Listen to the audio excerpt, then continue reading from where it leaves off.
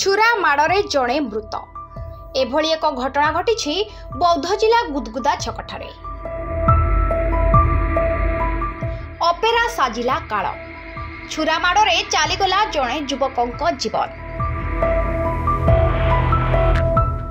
ଏଭଳି ଏକ ଘଟଣା ଘଟିଛି ବୌଦ୍ଧ ଜିଲ୍ଲା ମନମୁଣ୍ଡା ଥାନା ଗୁଦଗୁଦା ହାଟପଥଠାରେ। ମୃତକ ହେଲେ ବାଉଁଶୁଣୀ ଥାନା ଡିମରିପାଲି ଗାଁର ସୁବ୍ରତ କୁମାର ସେଠୀ।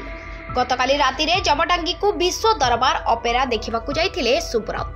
କୌଣସି କାରଣରୁ ଅପେରା ଭିତରେ ଅନ୍ୟ ଯୁବକଙ୍କ ସହ ସୁବ୍ରତର ଯୁକ୍ତିତର୍କ ହୋଇଥିଲା।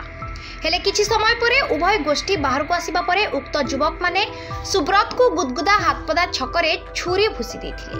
ଖବର ପାଇ ପରିବାର ଲୋକେ ଗୁରୁତର ସୁବ୍ରତକୁ ବୁର୍ଲା ଡାକ୍ତରଖାନାକୁ ନେଇଥିଲେ, କିନ୍ତୁ ସେଠାରେ ସୁବ୍ରତଙ୍କ ମୃତ୍ୟୁ ଘଟିଛି।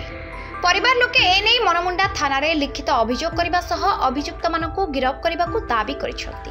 ଅଭିଯୋଗ ଆଧାରରେ ମନମୁଣ୍ଡା ପୋଲିସ ତଦନ୍ତ ଆରମ୍ଭ କରିଥିବା ଜଣାପଡ଼ିଛି।